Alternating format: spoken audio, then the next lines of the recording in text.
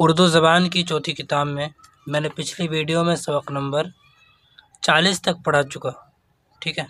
اگر اس میں آپ کو کوئی بھی دقت آئے ہو یا کوئی معنی سمجھ میں نہ آیا ہو تو آپ انسٹاگرام پر پوچھ سکتے ہیں۔ ویڈیو کے ڈسکرپشن میں انسٹاگرام کا لنک ہے، آپ وہاں پر جا کر فالو کریں اور پوچھیں، انشاءاللہ میں بتانے کی کوشش کروں گا، ٹھیک ہے۔ آئیے آج کی ویڈیو میں سبق نمبر 41 پڑھیں گے، چلیے شروع کرتے ہیں۔ بسم اللہ الرحمن الرحیم۔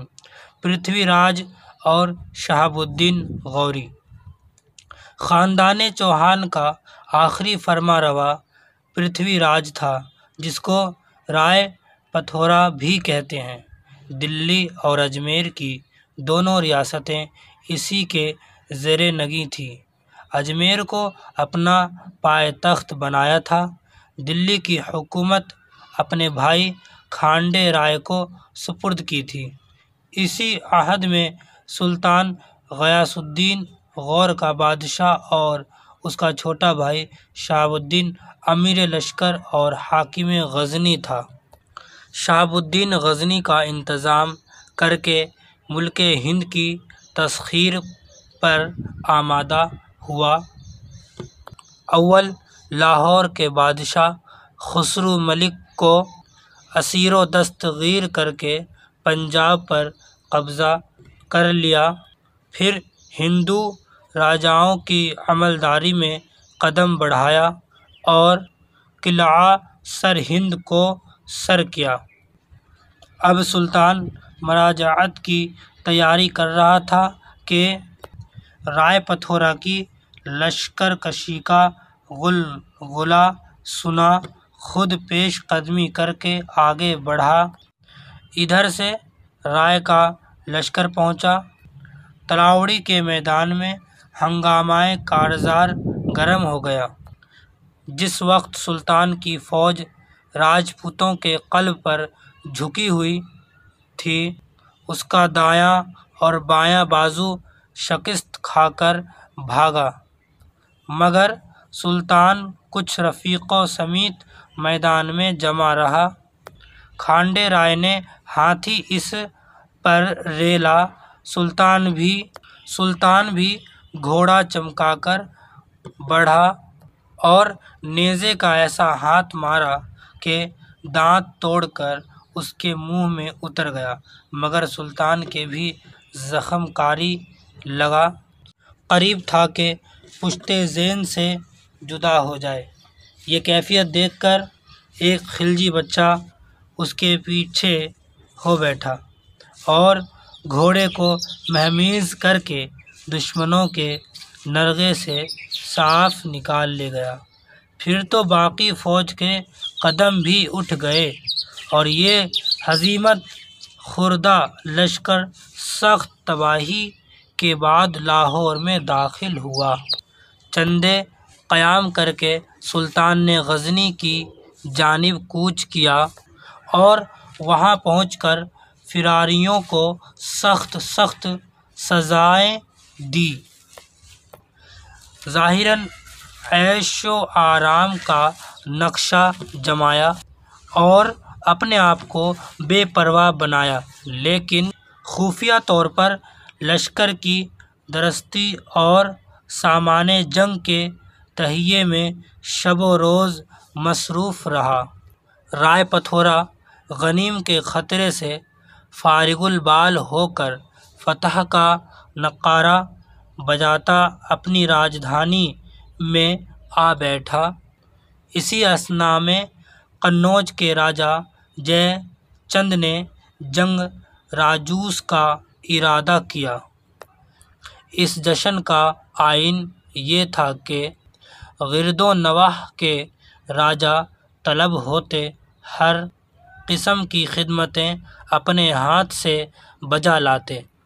اسی جلسے میں راجا کی لڑکی کا سوئمبر بھی قرار پایا تھا۔ رائے پتھورا اس تقریب کی شرکت پر آمادہ ہوا۔ اتفاقاً کوئی ہم نشین بول اٹھا۔ چوہان کے ہوتے جے چند کو یہ حوصلہ زیب نہیں دیتا۔ رائے کو بھی راجپوتی مڑک آ گئی، جانا ملتوی کر دیا۔ جے چند اس کے نہ آنے سے ایسا برہم ہوا کہ رائے کی طلائی مورت بنوا کر جشن کے دنوں میں دربان کی جگہ کھڑی کرا دی۔ جب سنا کہ اس کی ہتک اس طرح کی گئی ہے تو رائے کو تاب نہ رہی۔ کچھ جو تھا جوان ہمراہ لے تماشائیوں کے لباس میں جا دھمکا اور اس مورت کو بے دھڑک اٹھا لایا۔ قنوج والے دیکھتے کے دیکھتے رہ گئے۔ برق تھی، صرصر تھی یا تھا زلزلہ، واہ رے جانباز تیرا حوصلہ۔ راجا کی دختر سنجوگنی یہ داستان سن کر رائے کی دلیری پر شیفتہ ہو گئی اور اس کے سوا کسی کو پسند نہ کیا۔ باپ سخت آزردہ ہوا، دولت خانہ سے نکال ایک جدا مکان میں اس کو نظر بند کر دیا۔ جب رائے کو یہ خبر لگی تو 100 ساونت ساتھ لے پھر یکایک قنوج پر ٹوٹ پڑا اور دن دہاڑے سنجوگنی کو لے چلا۔ قنوج کے سورماؤں کی حمیت بھی جوش میں آئی، تعاقب کر کے راہ میں جا لیا۔ وہ رن پڑا اور خانڈا بجا کے دلاوروں کے خون سے زمین رنگین ہو گئی۔ اگرچہ رائے کے سب جاں نثار کام آئے، الا اس لعل بے بہا کو ہاتھ سے نہ دیا، مرکٹ کر دلی تک لے ہی پہنچا۔ اس معرکے سے 1 سال بعد سلطان شہاب الدین نے پھر یورش کی، لیکن سرداران لشکر سے اپنا منصوبہ پوشیدہ رکھا۔ پشاور میں پہنچ کر ایک بوڑھے سپاہی نے عرض کیا، خداوند، اس لاؤ لشکر سے تو کسی بڑی مہم کے آثار نظر آتے ہیں، پھر امرا سے اس راز کے مخفی رکھنے میں کیا مصلحت ہے؟ سلطان نے آہ سرد بھر کر کہا، سن پیر مرد، جس دن سے میں نے راجپوتوں کے مقابلے میں زک پائی، حریم دولت میں بستر کو پیٹھ نہیں لگائی، ہنوز و خون آلود پیراہن نہیں بدلا جو لڑائی کے وقت میرے تن پر تھا، آج تک ان امیروں کا منہ نہیں دیکھا جو مجھ کو تنہا چھوڑ کر بھاگ گئے تھے۔ اب غیرت کا تقاضا یہ ہے کہ یا تو دشمن سے انتقام لوں یا سر میدان لڑ کر جان دوں۔ پیر مرد نے دعائے خیر دے کر کہا، صلاح وقت یہ ہے کہ امرا کی تقصیر معاف فرمائیے، ان کا رتبہ بڑھائیے تاکہ آئندہ سرخرو بنیں اور پچھلے قصور کا بدل کریں۔ سلطان نے اس کی صلاح مان لی۔ ملتان پہنچ کر ایک دربار کیا، لشکر کے سرداروں کو جمع کر کے ان کے حال پر مہربانی فرمائی اور اپنا منشا سمجھایا۔ سب نے تلوار کے قبضے پر ہاتھ رکھ کر عہد و پیمان کو تازہ کیا۔ اب لاہور پہنچ کر رائے کے نام نامہ لکھا گیا کہ یا تو ہماری اطاعت قبول کرو یا جنگ و پیکار کے لیے تیار ہو جاؤ۔ جب پیک سلطانی رائے کے در دولت پر حاضر ہوا تو کسی کو تاب نہ تھی کہ یہ خبر گوش گزار کرے۔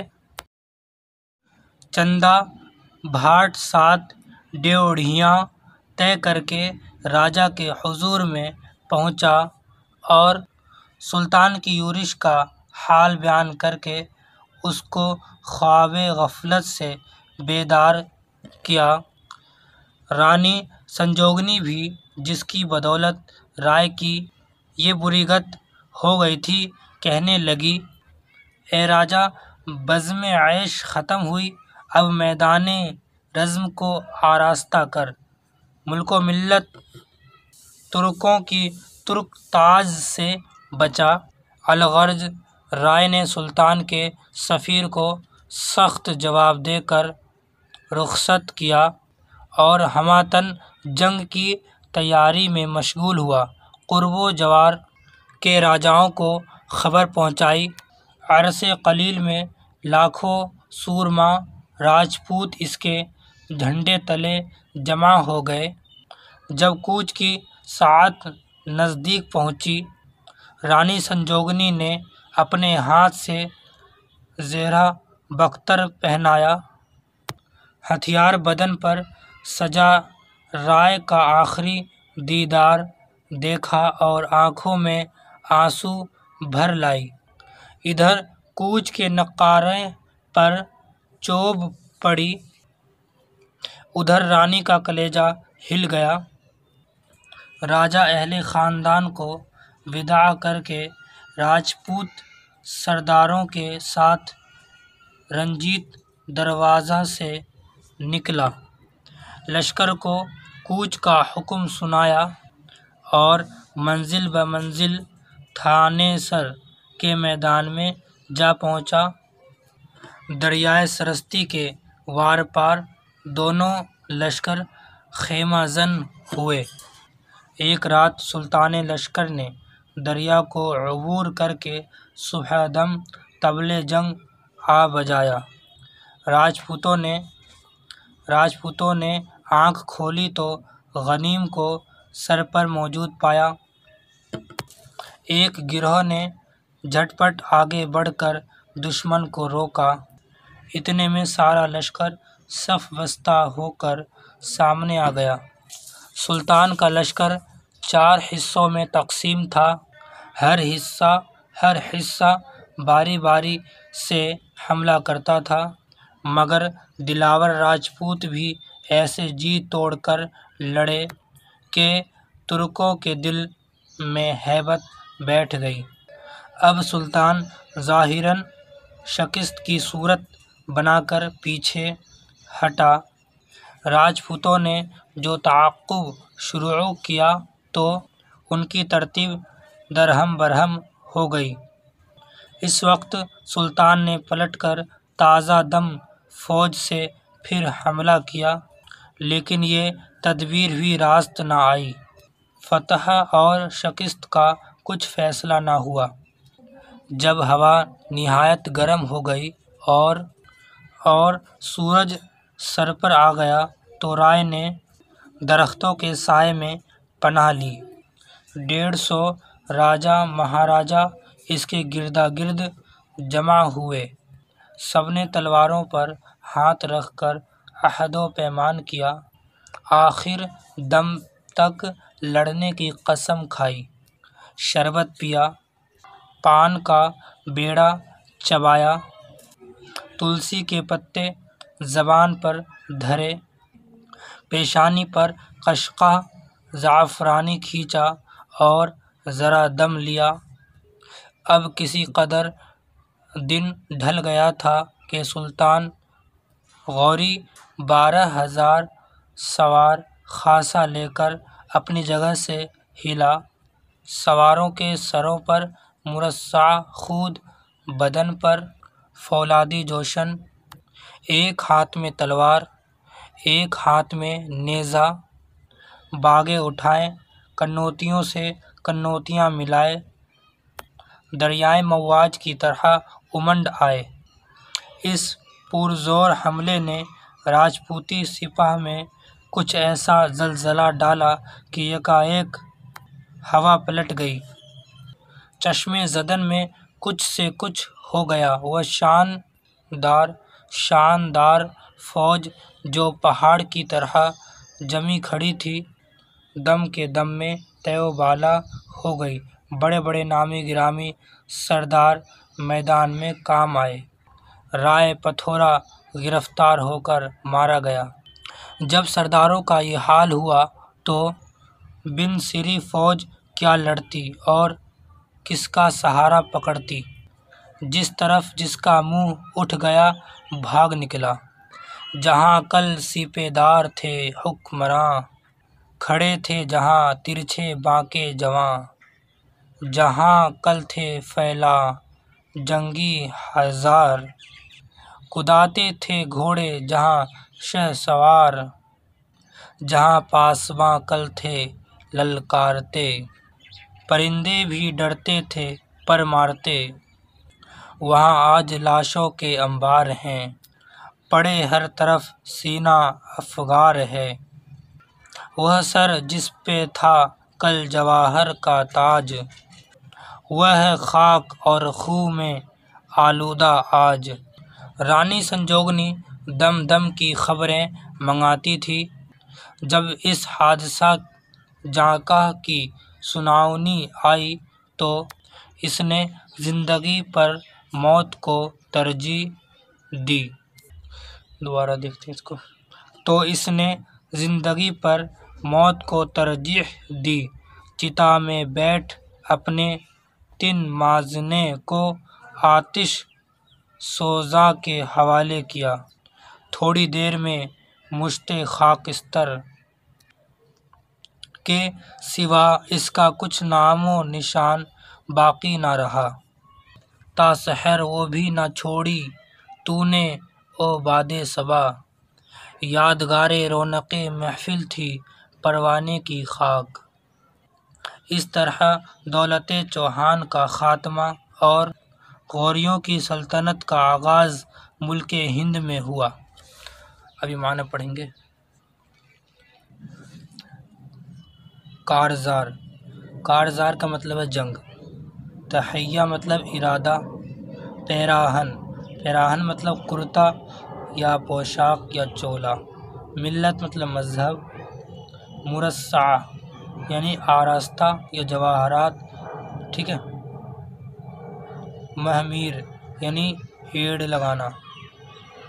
فارغ البال، فارغ البال کا مطلب ہے وہ آدمی جو اپنے بچوں کی طرف سے بے فکر ہو، ٹھیک ہے۔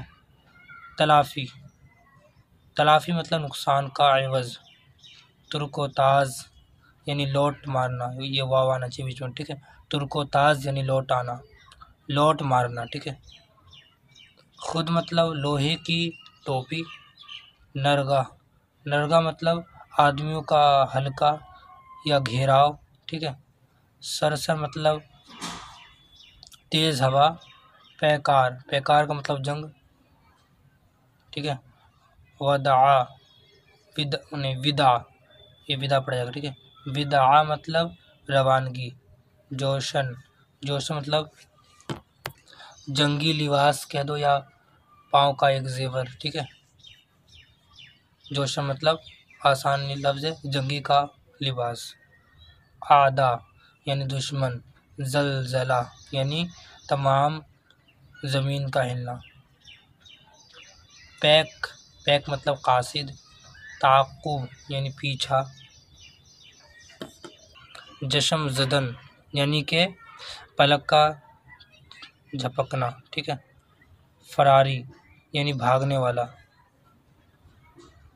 شفتہ، شفتہ مطلب قربان یا عاشق۔ رزم، رزم کا مطلب ہے جنگ۔ قشقہ، قشقہ مطلب ٹیکا۔ ترجیح، ترجیح مطلب فوقیت یا فضیلت یا اور بھی کچھ کہہ سکتے ہیں، جیسے کہ پرمختہ یا ویریتا، ٹھیک ہے۔ آپ یہاں تک یاد کر لیں گے، ٹھیک ہے۔ سبق نمبر یہ ہے آپ کا 41، ٹھیک ہے۔